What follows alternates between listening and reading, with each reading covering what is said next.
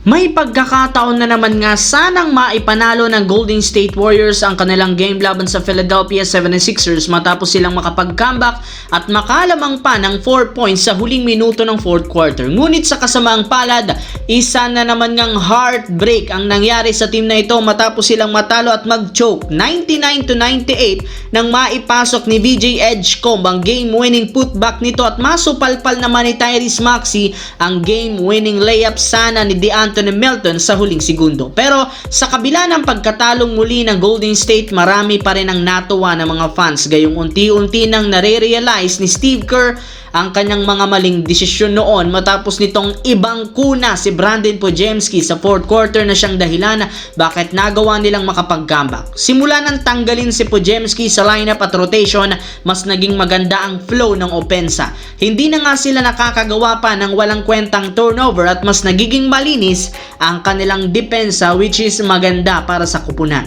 Samantala, no Luka, no problem para sa Los Angeles Lakers matapos maipanalo ang game ngayong araw laban sa Toronto Raptors 123-120 matapos ang buzzer-beating game-winning shot ni Rui Hachimura mula sa ginawang pasa ni LeBron James sa huling segundo. Kahit man may pagkakataon na si LeBron James na gumawa ng tira at mailigtas ang kanyang 10-point streak, mas pinili pa rin naman itong gawin ang dapat at nararapat na play at ipasa kay Hachimura para sa isang open shot para sa ikakapanalo ng Lakers. Sa naging post-game interview ni LeBron, sinabi nga nito na wala siyang negatibong feelings nang maputol niya ang kanyang 10-point streak gayong nanalo sila buong team. Bukod sa kay LeBron at Hachimura, binuhat rin naman ni Reeves ang Lakers sa buong game sa pagtatara ng 44 points, 10 assists. Siya nga ang dahilan bakit nakasabang Lakers sa Raptors sa scoring at nagkaroon si Hachimura ng tsansang maipasok ang game-winning shot.